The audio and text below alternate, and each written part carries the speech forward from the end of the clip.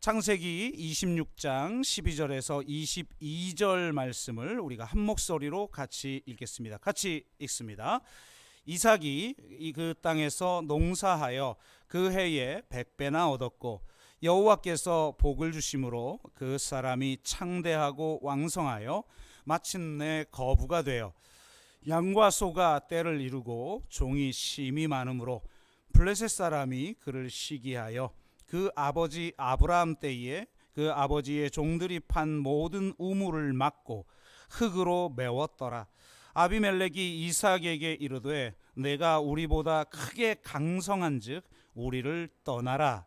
이삭이 그곳을 떠나 그랄 골짜기에 장막을 치고 거기 거주하며 그 아버지 아브라함 때에 팠던 우물들을 다시 팠으니 이는 아브라함이 죽은 후에 블레셋 사람이 그 우물들을 메웠음이라.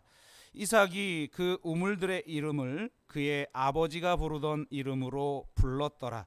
이삭의 종들이 골짜기를 파서 샘 근원을 얻었더니 그랄 목자들이 이삭의 목자와 다투어 이르되 이 물은 우리의 것이라 하매 이삭이 그 다툼으로 말미암아 그 우물 이름을 에색이라 하였으며 또 다른 우물을 팠더니 그들이 또 다툼으로 그 이름을 신나라 하였으며 이삭이 거기서 옮겨 다른 우물을 팠더니 그들이 다투지 아니하였으므로 그 이름을 르호봇이라 하여 이르되 이제는 여호와께서 우리를 위하여 넓게 하셨으니 이 땅에서 우리가 번성하리로다 하였더라. 아멘.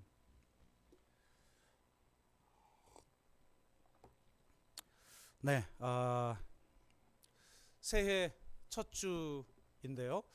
요즘 우리가 함께 나누고 있는 창세기 본문이 신년 예배와 맞을 것 같아서 그냥 순서대로 진행하겠습니다. 새로운 시간 또 새로운 시대를 어떻게 준비할 것인가, 이런 질문에 대한 답을 우리는 지난번 창세기 23장 사라의 죽음 사건을 통해서 나눴었는데요. 첫째는 과거를 잘 보내야 한다라는 거예요. 그래서 충분한 애도의 시간을 갖고 사회적 사건일 경우는 그러니까 애통의 사회화, 애도의 사회화를 이루어야 된다. 그러니까 그 죽음이 헛되지 않다는 거죠. 우리가 세월호 참사든 이태원 참사든 참사를 당한 그 희생자들의 죽음이 결코 헛되지 않다라고 하는 것을 우리가 보여주는 거죠. 이것이 이제 애도의 사회화입니다. 그래서 과거를 과거로 돌려보내지만 그냥 보내는 것이 아니라 충분한 애도의 기간을 통해서 그것을 우리의 삶의 새로운 삶의 의미가 되도록 해야 하는 것, 이것이 굉장히 중요하다라는 말씀을 드렸고, 둘째는 믿음으로 그 약속을 선취하기 위해 대가를 지불하면서 우리가 작은 땅을 구입하는 그런 믿음의 행동을 해야 한다, 이런 말씀을 드렸습니다. 어떻게 여러분에겐 그 작은 땅이 무엇입니까? 그것을 묵상하면서 준비하셨으면 좋겠고요. 세 번째는요, 오늘 우리가 잠깐 나누게 될 텐데 사람을 준비하는 겁니다. 결국은 사람의 문제라는 거예요. 그리고 마치 징검다리처럼 잠깐 나오고 있는 그 이삭에 대한 이야기를 나누고, 다음 주는 오늘 우리가 26장을 볼 텐데 25장부터 나타나는 이삭의 탄생과 또 이삭의 그 축복 사건까지 함께 이제 야곱에 대해서 이야기를 하겠습니다. 그러나 오늘 마치 조연처럼 나타나긴 하지만 또 이삭에게 우리가 배울 그런 중요한 영성에 대해서 같이 나누면서 새로 시작하는 2023년을 잘 준비하는 저와 여러분 되시기를 주의 이름으로 축복합니다. 자, 사람을 준비해야 되는데요. 24장, 그러니까 23장에서 사라가 죽고 24장에서 아브라함이 종을 자기 고향으로 보내서 이삭의 아내를, 신부감을 구하는 이야기가 나옵니다. 굉장히 중요하죠. 부부가 한 사람만 믿음이 있고 한 사람이 없다? 너무 힘듭니다.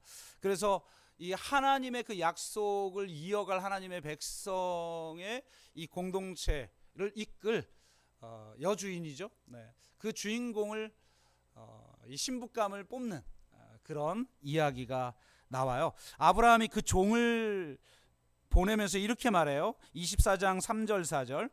가나안 족속의 땅에서 아내를 구하지 말고 내 고향 내 족속에게로 가서 아내를 택하라.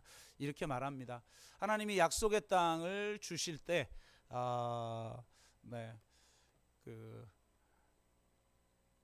굉장히 중요한 조건들을 걸죠. 특히 가나안 족속과고는 통혼하지 말라, 이런 조건을 겁니다. 그래서 가나안 문화에 물들지 않도록 하는데, 그 믿음의 조상들도 마찬가지죠. 그래서 여러분, 아브라함, 이삭, 야곱 그리고 요셉 전부 다 가나안 여인과 결혼하지 않습니다. 전부 비가나안인과 결혼을 하죠. 그래서 이건 매우 중요한 영적 의미가 있는데요. 오늘은 그게 핵심이 아니니까. 그래서 이 종을 보내는데 놀랍게도 종에게 신부감이 어떠해야 한다 이런 말을 하지 않아요. 저는 행간을 보면서 이 아브라함과 이 종의 관계는 정말 놀랍구나. 이렇게 이런 여자 구해야 돼, 이런 말할 필요 없어요. 종이 아는 거예요. 소위 말해서 이신전심의 단계죠. 아브라함은 이런 사람을 원할 거야, 아는 거예요. 참 멋진 관계다, 이런 생각을 하게 되었고요. 그렇게 보내서 이제 종이 메소포타미아로 가게 됩니다. 가는데 10절 11절 보니까 재밌게도 이렇게 표현하고 있어요. 메소포타미아로 가서 나홀의 성에 이르러 그 낙타를 성박 우물, 이 우물 이야기가 나옵니다. 오늘 우리 본문도 우물에 대해서 나오잖아요. 우물이라는 건 굉장히 중요하죠. 고대 근동에서 우물은 너무너무 중요하고, 그 우물을 중심으로 해서 도시가 만들어지고, 강이 아니라면 그렇게 되기 때문에 굉장히 중요한데요. 그 우물 곁에 꿀렸으니 저녁 때라 여인들이 물을 길러 나올 때였더라 라고 표현하고 있어요. 그래서 그 우물에, 메소포타미아의 그 우물에 도착하고 나서 거기서 기도합니다. 여러분, 이 종은 평생 가나안에 살던 사람 아니겠어요? 그리고 메소포타미아에 갔는데 잘 알지들 못할 텐데도 놀랍게 거길 가서 이렇게 기도해요. 그러니까 먼저 기도로 준비해요. 여러분, 어떤 선택을 하든 기도로 준비하십시오. 제가 우리 교인들에게 그런 얘기를 자주 합니다. 중요한 선택은 절대 내 상태가 안 좋을 때 결정하지 마라. 근데 우리는 주로 중요한 결정을 어느 때 해요?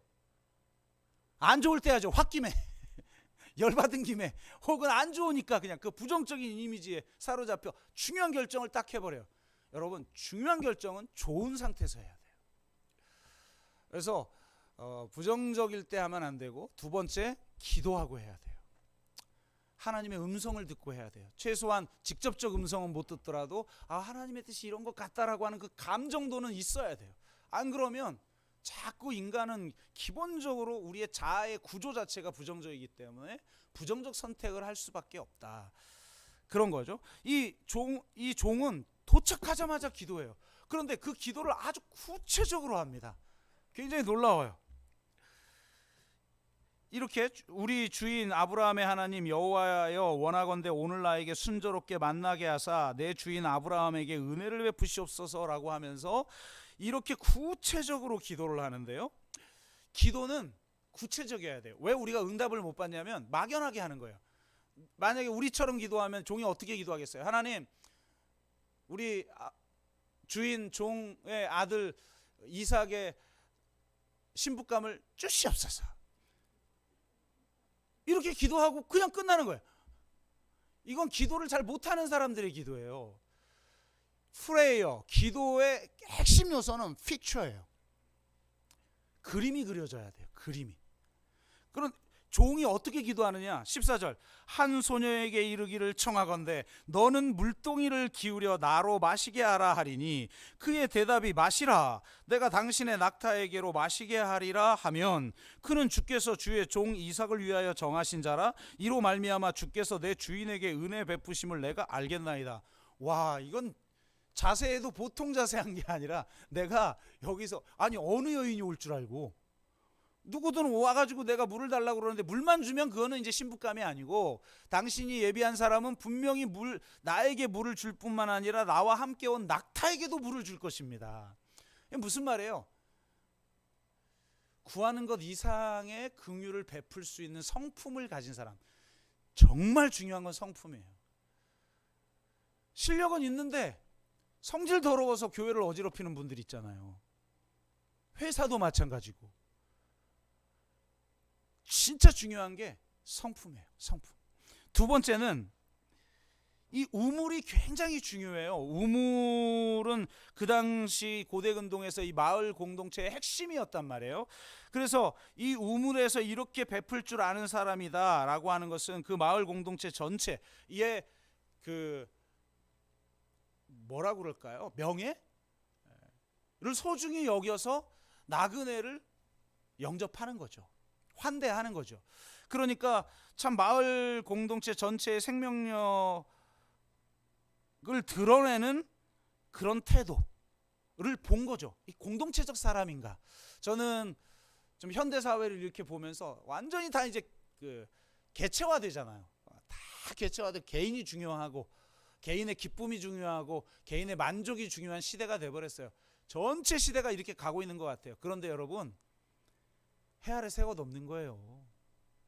거대한 역사를 이렇게 보면, 거시적인 시각, 미시적인 시각을 다 보면 전도서가 그러잖아요. 해 아래 새 것 없어요. 인간은 기본적으로 공동체적 존재이기 때문에 이런 문화 길게 보면 오래 못 갑니다. 그래서 이때 정말 중요한 역할을 할 게 저는 교회라고 생각해요. 교회가 지금 비상식적이고 사회의 지탄을 받아 결국 이제 소종파로 계속 나아갈 수밖에 없지만, 그럼에도 불구하고 교회가 왜 희망이냐? 저는 현대 사회에서 공동체를 여전히 유지할 수 있는 유일한 곳이 교회라고 생각해요. 그래서 이 땅에 진짜 교회가 희망이다, 이렇게 생각을 합니다. 여러분 그렇습니까?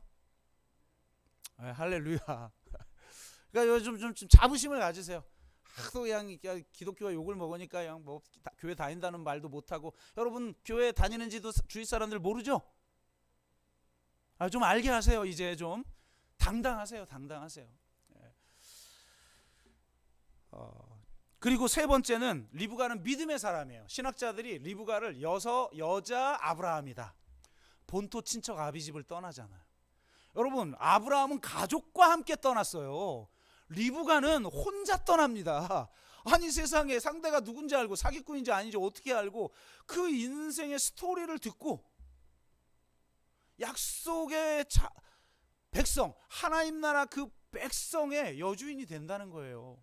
내가 가겠나이다. 자기가 선택해서 갑니다. 놀라운 거예요, 여러분. 이거는 메소포타미아, 북부 메소포타미아에서 저쪽에 가나안까지 간다? 엄청난 믿음의 사람이에요. 그러니까 여러분 사람을 볼 때 믿음의 사람을 선택하세요. 제가 점점 더 이 세상에서 이 믿음의 능력이 얼마나 강력한가. 어제도 제가 말씀드렸잖아요. 송구영 신 예배 때도.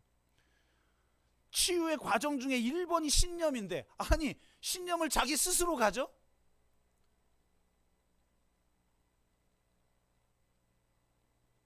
근데 우리는 근거가 있잖아요. 근거가 하나님을 믿는 믿음이라는 그 근거가 있잖아요. 그러니까 이게 비교가 안 되는 거예요, 사실. 이 믿음이라는 자원을 내 인생에 내가 가지고 있다? 인생에 얼마나 이게 강력한 자원인가를 여러분 좀 아시고, 여러분이 믿음의 사람이라는 것 자부심을 좀 가지시길 바랍니다. 이런 사람을 선택한 거예요. 이 종이 참 기가 막힌 거죠. 그런데 놀랍게 이런 기도를 하자마자 15절 보니까 말을 마치기도 전에, 기가 막히죠. 리브가가 물동이를 어깨에 메고 나오니, 기도를 하는데 기도 마치기 마무리하기 직전에 리브가가 탁 나타난 거예요. 이게 얼마나 기가 막힙니까? 이게 하나님의 방법이에요. 그러니까 여러분 너무 조급해하지 마요. 자꾸 내 안에 조급함, 욕심, 막 결핍, 이것 때문에 조급해하고 불안해하고 그러느라고 자꾸 잘못된 선택을 한단 말이에요. 신앙은, 믿음은 뭐냐? 인내예요. 기다리는 거예요. 하나님의 타이밍을 기다릴 줄 아는 것, 이게 믿음인 거예요. 하나님의 타이밍은요, 그 하나가 풀리면 나머지도 풀리는 타이밍이에요. 기가 막힌 거죠. 기도를 하는데 그거 끝나지기도 전에 딱 이 리브가가 나타나잖아요.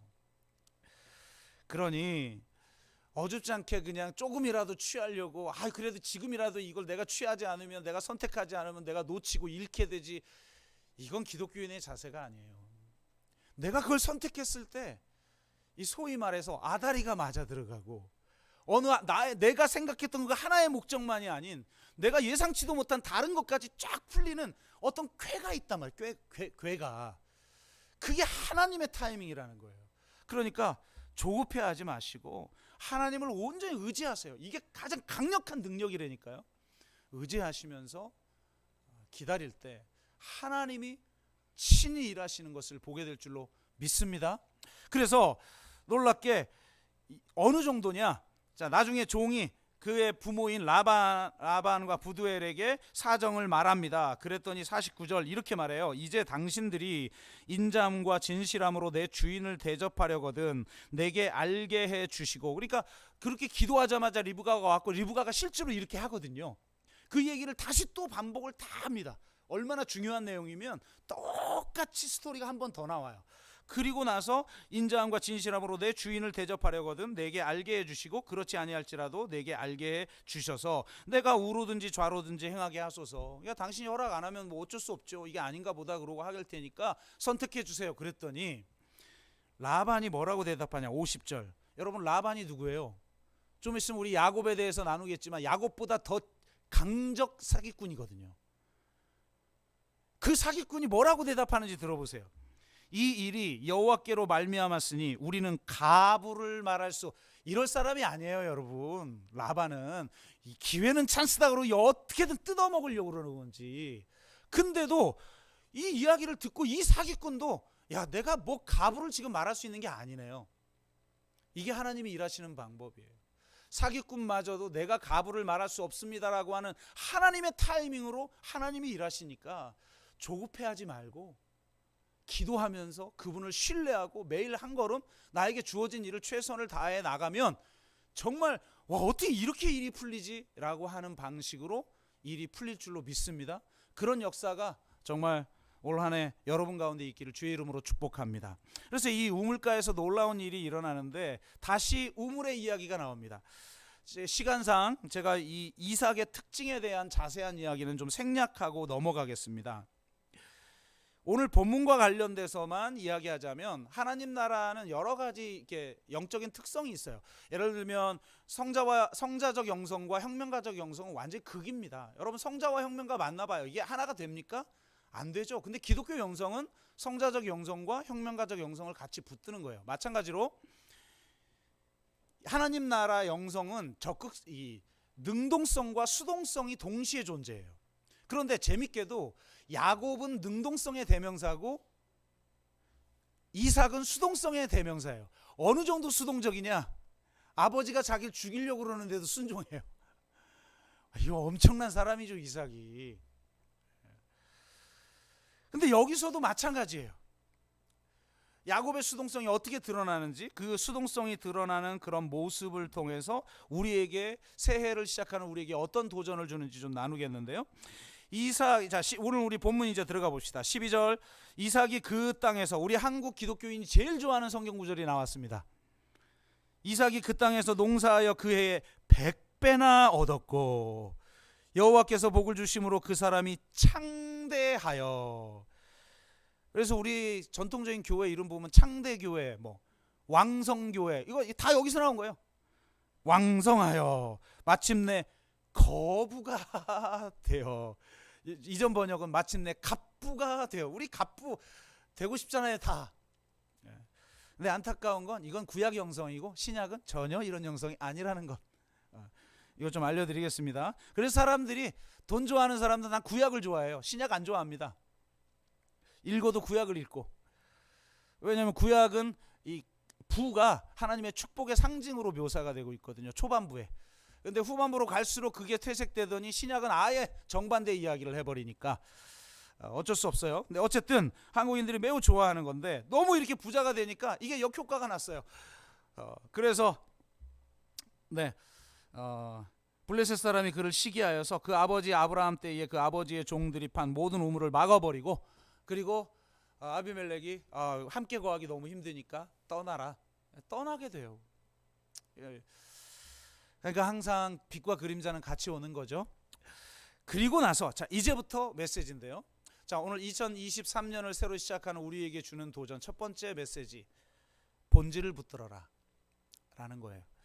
자, 18절, 그 아버지, 그러니까 그 지금 잘 정착하던 곳에서 떠난 거예요. 여러분, 이삭은 아주 독특한 인물인데 농사를 져요.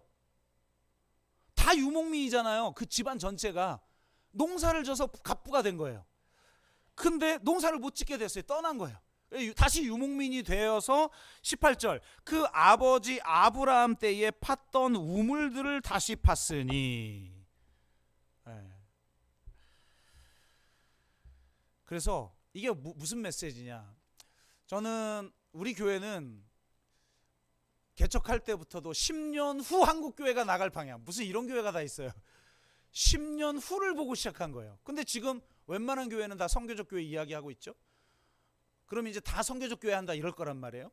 그래서 우리는 다시 새로운 7년은 탈성장 교회다. 이제 그 책 나오니까 한번 읽어보시고, 탈성장 교회, 앞서가는 거죠. 그러나 이 앞서가는 이 시대에 하나님이 원하시는 것을 미리 보지만 그것을 이루는 근원적인 힘은 어디에서 오느냐? 아버지의 우물물에서 나오는 물인 거예요. 저는 왜 우리 세대, 앞선 세대의 신앙인들 비판 많이 하죠. 저는 왜 비판받아 마땅한 모습들이 너무 많으니까. 그럼에도 불구하고 저는 계속 말하지만 우리 윗세대들을 존중해야 된다. 그리고 그 윗세대들의 우물에서 판 물을 우리가 마셔야 되는 거예요. 기독교 2000년 동안 하나님이 역사하신 거예요. 그리고 우리 한국은 기독교 역사 100년 좀 넘었지만 그 100년 동안 우리 윗세대들이 그 역사를 이어온 거예요. 모습은 때로는 잘못된 모습도 있고 왜곡된 방향도 많이 있으나 지금 여기가 우리가 존재하게끔 한 거는 바로 그 우리 윗세대들이 팠던 우물물에서 나는 그 물 때문인 거예요. 그래서 시대가 변해도 모델은 바뀔지 모르지만 그 본질은 변하지 않는다. 아멘. 그래서 여러분 좀 윗세대들 존중하세요. 솔직히 우리 윗세대들만큼 여러분 사실 헌신하시나요? 안 하잖아요. 그렇게 하라고 해도, 하려고 해도 못할걸요.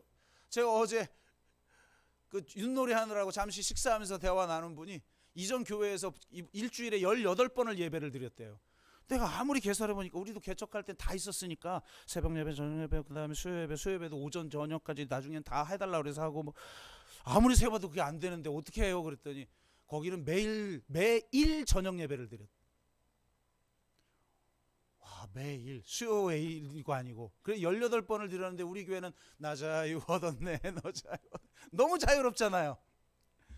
여러분, 그렇게 했던 사람들이 교회를 이렇게까지 만든 거예요. 왜곡된 모습, 잘못된 모습도 많지만, 그러니까 그건 고치고 대신 그 우물물에서, 아버지의 우물물에서 나오는 물을 마셔야 되라는 거예요. 본질을 지키라는 거예요. 본질은 변하지 않아요.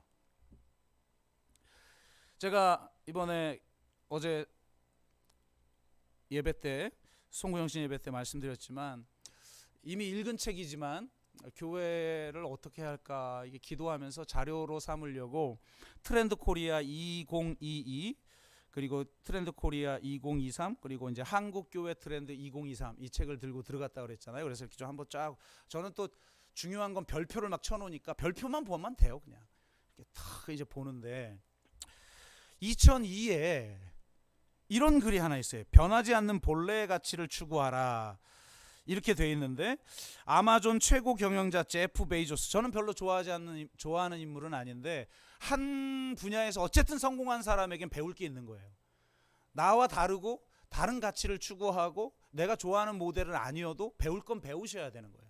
근데 아마존 최고 경영자 제프 베이조스가 변하지 않는 것, 즉 본질에 대한 선행된 이해가 중요하며 이를 기반으로 한 전략 수립이 사업의 성공 요인임을 강조하면서 이렇게 말했다라고 지금 말하는 거예요. 참 굉장한 말인 것 같아요. 10년 후에는 어떤 변화가 있겠냐는 질문을 많이 받습니다. 그러나 그 누구도 10년이 지난 뒤에도 바뀌지 않을 것이 무엇이냐는 질문을 내게 하지 않습니다. 이게 멋진 말이죠. 오랜 시간이 지나도 불변하는 것을 알 수 있다면 그곳에 에너지를 많이 투자해야 합니다. 이렇게 말했다는 거예요. 그러면서 이 책은 이렇게 설명합니다. 그는 오래전부터 소비자가 시간이 지나도 낮은 가격, 빠른 배송, 많은 대안이라는 이 세 가지를 아무리 시대가 변해도 원할 거라는 거예요. 그래서 사업을 다각화하고 시대에 적응을 해도 이 세 가지만은 놓치지 않았다는 거예요. 포스트 코로나 시대를 준비해야 하는 지금 우리의 일상에는 변하지 않는 본질 중심의 전망이 필요해 보인다. 바이러스 종식 이후의 라이프 스타일의 변화에 대한 정답을 찾기 위해 한 노력보다는 언제나 추구해왔던 그 본래의 가치를 돌이켜 보아야 할 때이다. 아니 여러분, 트렌드 분석서가 이렇게 얘기하고 있어요. 유행을 쫓는 그 해의 트렌드를 매해 분석하는. 근데 진짜 중요한 건 본래적 가치라는 거예요. 본질의 가치라는 거예요. 우리 교회가 추구해왔던 지난 1기, 2기 동안 추구해왔던 본질이 뭡니까? 아무리 우리가 탈성장 교회를 추구해도 그 본질은 변하지 않는 거예요. 여러분의 인생도 마찬가지예요. 내가 2023년 어떻게 살아가야 되지? 또 새로운 인생을 계획하는 분들도 마찬가지죠. 내가 어떤 근거로 새로운 인생을 계획하고 선택하지? 나를 나로 존재하게 하는 그 본질. 그 본질은요, 보편적인데 유니크해요. 그게 자기의 다음을 만드는 거예요. 내 인생을 살게끔 만드는 그 근본적 동력, 변하지 않는 그 가치, 그게 나를 유니크하게 만들어주는 거예요. 나의 나다움. 누구도 아닌 나로 존재하게 만드는 거예요. 그게 있습니까, 여러분에게? 그걸 붙들고 자신의 인생을 계획해야 돼요. 우리 교회도 마찬가지입니다. 아무리 다양한 탈성장 교회가 도대체 뭐야? 해도 그 본래적 가치, 그건 변하지 않아요. 그거를 붙드는 한 해가 돼야 된다. 두 번째, 이 이삭의 수동성이라는 영성을 통해서 우리가 배워야 할 것, 다툴 필요가 없는 삶을 살라라는 거예요. 자, 19절부터 22절. 이삭의 종들이 골짜기를 파서 샘 근원을 얻었더니 그랄 목자들이 이삭의 목자와 다투어 이르되 이 물은 우리의 것이라. 그러면서 싸웠다는 거예요. 여러분, 그 우물이 누구 거예요? 고대 근동은 누구 게 어디 있어요? 힘 강한 사람이 뺏으면 자기 거지. 근데 아버지의 우물물을 판 거 아니에요. 그러면 우리 아버지가 팠던 거야 하고 소송 걸고, 아니면 가쁘니까 데리고 있는 군사들도 많을 거 아닙니까? 그럼 맞짱 뜨고 그러면 될 텐데 어떻게 해요? 양보해요. 다른 우물을 파요. 거기가 이제 에색이고 다른 우물을 파는데 또 와가지고 이거 우리 거야. 그래? 닫혀있던 우물을 다시 열어서 그 지역을 생동감 있게 만들어 놓고도 포기하고 다시 또 다른 우물을 파는 거예요. 이 얼마나 멋집니까? 기독교인은 세상과 싸우면 안 돼요. 양보할 줄 알아야 돼요. 왜 양보 못하는지 알아요? 이거 내가 지금 놓으면 완전 잃어버릴 것 같고 다시는 이런 축복이 안 올 것 같은 거예요. 그러니까 진짜 하나님 안 믿는 거죠. 하나님이 내 인생을 책임지고 계신다는 걸 믿는 사람만 양보할 수 있어요. 그러니까 이삭이 대단한 사람이에요. 파고 자기 거라는데 그 고생해놓고 다시 양보하고 양보하죠. 그리고 이 다투지 않는다는 건 단순히 양보하는 영성만을 말하는 게 아니에요. 다툴 필요가 없는 삶을 설계하라는 거예요. 많은 사람들은 소위 말해서 레드 오션에서 살아요. 서로 경쟁하고 서로 적을 만들고 싸워서 이기려고 하고 쟁취하려 하고 그렇게 살아요. 지금 현대사회, 자본주의 사회는 그런 사회니까. 그래서 태어나면서부터 서로 경쟁하면서 살아가죠. 그런데 정말 중요한 건 다툴 필요가 없는 블루 오션의 삶을 살라는 거예요. 기독교에는 세상과 다투면 안 되는데 심지어는 세상과 요즘 다투죠. 다투는 모양들을 보면 웃겨요. 한국 교회는 진짜 수준이 너무 떨어져. 대형교회 목사들이 인문학적 소양이 너무 없으니까 성경만 알잖아요. 그 성경도 잘 아느냐? 그것도 아니에요. 그냥 수필 정도 수준의 지적 실력을 가지고 설교를 해야 한국교회 교인들이 좋아하니까 그렇게 살아가는 거예요. 그러니까 반응이 수준이 떨어진단 말이에요. 반응이. 어떤 사건이 터질 때마다 한국교회가 어떻게 반응하느냐는 그 사람들이 가진 인문학적 소양을 보여주는 거거든요. 근데 이게 일천하니까, 천박하니까 안 되는 거예요. 안타깝죠. 그래서 세상하고 막 싸워. 그 세상하고만 싸우냐? 교회끼리 싸워. 교회끼리 경쟁하고. 이게 교회예요?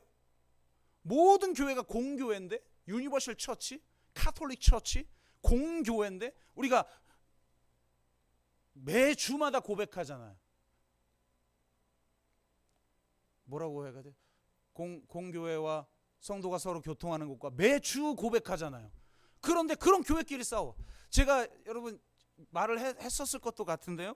여기 신동아 패밀리 새로 그 단지가 생겼을 때 전도를 하는데, 우리 교인들은 뭐 매주 전도하라고 해도 안 나올 거니까 잘 알잖아요, 제가 교인들을. 그러니까 저희는 뭐 우리 교회 사정에 맞게 한 주에 한 번씩 전도하자. 다른 교회들은 막 천막 쳐놓고 막 그냥 물량 공세.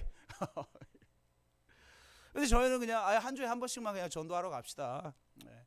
매일 나오라고 해도 안 나오실 건 아니까. 그래서 부담 안 드리려고 한 주에 한 번 나와서 전도를 하는데, 구역을 정하죠. 제가 몇 동 앞에 살고 권사님 몇 동 하고 집사님 몇 동 하고 흩어져서 합시다. 그런데 약속에 그럼 몇 시간 하고 그다음에 몇 시에 만나요, 요 앞에서 만나요 하고 흩어졌거든요. 근데 제가 막 전도하고 뭐 전도지 나눠드리고 사람하고 만나서 대화하고 있는데 권사님이 오신 거예요. 아니 권사님 아직 한참 멀었는데 왜 벌써 오셨어요? 그랬더니 목사님 쫓겨났어요. 왜요? 그분이 저기 관리사무소 앞에서 전도하고 있었거든요. 쫓겨났대요. 왜요? 관리실에서 사람이 나와가지고 민원이 들어왔다고, 여기서 전도하시면 안 된다고. 그래서 그 권사님이 물었대요. 아니 우리만 전도하는 게 아니라 여기 지금 입주하는 사람들을 위해서 교회들이 다 전도하는데 왜 나는 안 되냐 그랬더니 막 이렇게 좀 주저하시더니 뭐라고 그런지 아세요? 다른 교회에서 민원이 들어왔대. 자기들은 천막 치면은 돈 내고 천막 치잖아요. 100만 원인가? 그 천막 치는데 자리값이 100만 원인가 그래요. 돈 내고 자기들은 전도를 하는데 쟤들은 돈도 안 내고 와서 전도를 하니 못하게 해라 하고 민원이 들어왔다는 거예요. 제가 그 얘기를 권사님한테 듣는데 이 진짜 이 쪽팔림. 그 사람이 만약 예수를 안 믿는 사람이라고 생각해 보세요. 평생 예수 믿을 마음이 생기겠어요? 이 한국교회가 이 수준이라니까. 나 같으면 쪽팔려서라도 그런 민원은 못 하겠어요. 차라리 직접 와가지고 우리는 돈 내고 하는데 당신들 왜 안 내요? 이러고 차라리 우리랑 싸우든지.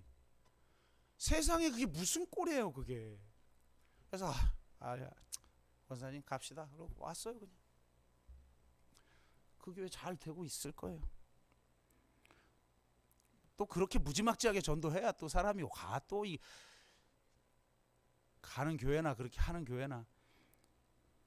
그래 어쨌든 어떻게 같은 사람들끼리 싸우냐. 그래서 우리 교회는 다툴 필요가 없는 곳, 블루오션의 길을 가는 거예요. 선교적 교회 이 주변에 아무도, 지금 우리가 10년 전에 선교적 교회 이야기할 때는 한국 교회 몇 개 되지도 않았어요. 근데 지금 대형 교회도 선교적 교회 이야기하잖아요. 그럼 이제 너도 나도 다 선교적 교회 이야기할 거란 말이에요. 그럼 우리는 그때 다시 치고 나가야죠. 탈성장 교회. 경쟁할 필요가 없어요. 어느 교회가 탈성장 교회를 하겠어요? 우리는 다툴 필요가 없는 길 가는 거예요. 하나님의 부르심 앞에 그냥 부르심에 그냥 믿음으로 반응하는 거예요. 자기의 유니크함을 가지고 그 부르심에 충성하면서 가면 되는 거예요. 다툴 필요가 없는. 여러분 제가 이번에 트렌드 코리아 시리즈를 2권을 들고 갔다고 그랬잖아요. 근데 제가 독특한 걸 하나 발견했어요. 코로나가 이게 엄청난 변화를 만들었구나를 발견한 게, 제가 이전에 그 좀 트렌드를 알기 위해서 그 코리아 트렌드 17년부터 21년까지를 연이어서 통으로 읽었다고 그랬잖아요. 통으로 읽어보니까 뭔가 알겠어요. 지금 이 한국 사회의 트렌드가 이렇게 흘러가는구나라고 보이더라고요.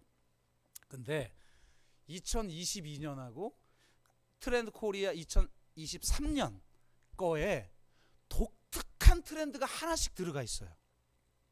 뭐냐? 2022년의 거에는 이게 들어요. 러스틱 라이프. 그러니까 인문학적 소양이 없는 그냥 트렌드만 경영학적으로 접근하는 사람들이니까, 대표가 김난도니까 어떡하겠습니까? 그러니까 이것도 트렌드로 보는 거예요. 러스트 라이프. 이게 무슨 말이냐? 시골 생활. 촌스러움이 이제 촌스러움이 힙해지는 시대라는 거예요. 밀짚 모자 쓰고 장화 신고 딱 이게 간지죠. 힙한 거예요. 지방 소멸 위기의 시대인데 사람들이 지방으로 가고 있다는 거예요. 지방으로. 그래서 이 러스틱 라이프의 층위는 네 가지인데 떠나기, 머물기, 자리 잡기, 둥지 틀기. 둥지 틀기 정도는 아예 귀촌을 해버리는 거죠. 뭐 머물기 그럼 한 달 살이를 한다든지 뭐 이런 게 지금 지방마다 대유행이거든요. 지자체마다 이걸 다 하고 있어요. 얼마 전에 우리 권사님들하고 같이 공주에 다녀왔는데 공주에도 거기 있었잖아요. 한 달 살이 쫙 붙어 있었잖아요. 공주에 갔다 오니까 제가 거기 살고 싶더라고요. 그래서 은퇴하면 우리 공주 갑시다. 아내한테 그렇게 얘기할. 근데 은퇴하고 우리 화성 삽시다. 이런 사람 없잖아요. 그러니까 이 화성의 수준이 떨어지는 거라. 이런 말에 시험 드는 분들이 있더라고요. 왜 이런 말에 시험 들어요? 우리가 살고 있는 화성을 무시해서? 그러니까 현실 직시하면 되는 거예요. 수준 떨어지는 건 떨어진다. 장점은 장점이다. 앞으로 발전 가능성 세계 1위잖아요, 화성이. 그 외국 잡지에서 나온 거예요. 그렇죠. 땅이 이렇게 넓은데 사람은 계속 늘고 애도 많이 낳고 한국은 최한대 평균은 화성은 이상해. 우리 교회도 기본적으로 3-4명은 낳고 그래야 우리 교인이 될 자격이 있는지는 모르겠으나 이상하게 그렇게 많이들 낳으셔요. 근데 여하튼 그러면서 아주 핫하게 이걸 성공하려면 지역의 정체성을 견제할 수 있는 스토리텔링을 할 줄 알아야 된다. 그리고 또 공공민간 지역 주민이 협치를 해야만 성공한다. 이 정도까지 말을 하면서 왜 이 러스트 라이프가 트렌드가 됐는지에 대한 더 큰 시각을 못 보는 거죠. 지금의 시대가 로컬 지향의 시대가 됐다는. 제가 책 나오면 여러분 읽으세요. 거기 다 설명해 놨으니까. 로컬 지향의 시대가 된 거예요. 로컬을 번역을 안 하죠. 다 지방 혹은 지역 이렇게 번역하는데 이 로컬은 특별한 의미예요. 도시도 로컬일 수가 있어요. 서울도 로컬일 수가 있어요. 서울에서 로컬 운동하는 사람들이 있어요. 번역을 안 해요. 그래서 도시든 시골이든 한 지역의 공동체성을 회복하는 도시나 마을을 도시나 농촌을 만드는 거죠. 이 로컬의 시대가 돌아왔다. 로컬의 시대.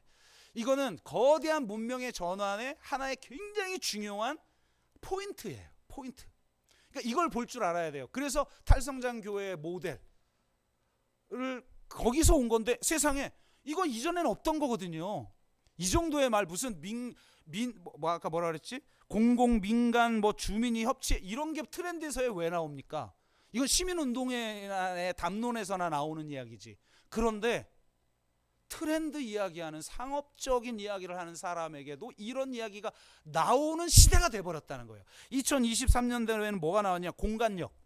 10개의 키워드 중에 하나가 공간력인데 공간은 중요하죠. 근데 제가 왜 이게 특이하다고 생각했냐면 이 공간력을 뭐라고 표현하냐면 전에도 공간에 대한 트렌드 얘기를 한 게 있단 말이에요. 이 앞에도. 근데 이 코로나는 독특하게 바꿔버렸어요. 이렇게 얘기를 해요. 공간이 지역성, 그러니까 로컬리티죠. 지역성을 표현하여 고객 경험을 연출할 줄 알아야 된다. 그래서 이 오프라인 매장을 사람과 사람이 만나는 커뮤니티 인프라로 정의를 해버려요. 이거 아주 독특한 거죠. 공간을 교류와 공감의 마당으로 만들라는 거예요. 얼마나 재밌습니까? 시민단체에서나 할 말을 지금 트렌드 연구소가 이야기하고 있고 상업을 하는 사람들이 자신의 공간을 이렇게 해야 된다는 거예요. 여러분 상점을 로컬 커뮤니티 센터로 만들어야 성공한다는 거예요. 여러분 이게 지금 말이 돼요? 여러분은 이걸 그냥 그런가 보다라고 지나가겠지만 제가 볼 땐 아니 트렌드에서 이 얘기를 한다고? 그건 이미 거대한 변화가 시작됐다는 거예요. 더숲 버전 3.0이 맞았구나. 이렇게 생각이 드는 거예요. 우리는 버전 3.0은 제가 밴드에 올려드렸지만 HWP 플러스 CCC잖아요. House, Work, Play, Church, Commerce, Community. 이게 융합된 공간을 창출하고 그 공간이 앵커 공간이 되어서 하나의 그 주변 공간 자체를 완전히 변화시키는 비전. 화성 전체, 특히 봉담 전체를 우리가 섬기는 사역들을 그동안 공공성을 실천하는 사업을 했지만 이제는 새로 업그레이드된 버전이 필요하다라는 거예요. 그게 우리가 가야 할 다투지 않는 길이에요. 누구도 가지 않는 길, 다툴 필요가 없는 길, 경쟁할 필요가 없는 길, 오직 부르심에 반응하고 이 시대에 일하시는 하나님의 그 일하심에 책임성 있는 반응을 하는 영성, 그것이 이 그림을 만들어내는 것이라고 저는 믿습니다. 나중에 자세한 이야기는 책을 통해서 보시면 될 것이고요. 그래서 여러분의 인생을 계획할 때도 마찬가지예요. 다툴 필요가 없는 곳으로 가세요.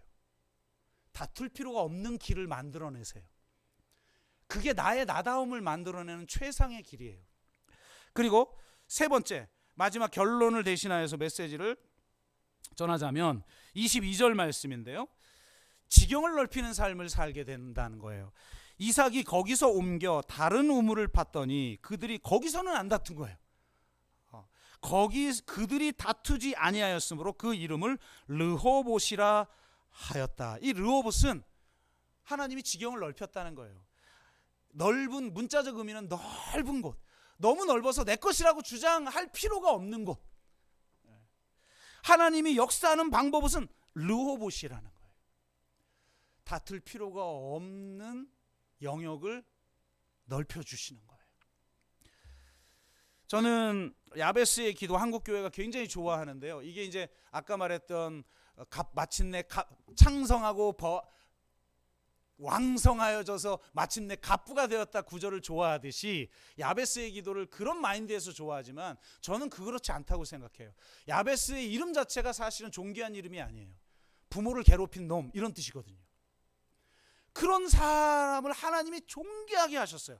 그래서 그 존귀하게 한 아주 천한 우리 같은 사람들이 하나님이 우리를 존귀하게 해서 존귀한 기도를 드리게 되는데, 그 기도가 역대상 4장 10절에 나오죠.